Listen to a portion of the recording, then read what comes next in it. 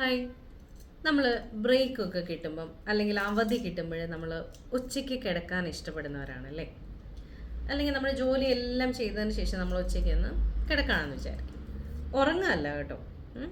സാധാരണയായിട്ട് ചുമ്മാതെ അല്ലെങ്കിൽ കുറച്ച് നേരത്തേക്ക് കിടക്കുമ്പോൾ നമ്മൾ കമിഴ്ന്നാണ് കിടക്കുന്നതെങ്കിൽ നമ്മുടെ ഉള്ളിൽ ഒരുപാട് വിഷമങ്ങൾ സൂക്ഷിച്ചു വെച്ചിട്ടുണ്ട് എന്നാണ് ഇപ്പോഴൊരു സ്റ്റഡി പറയുന്നത്.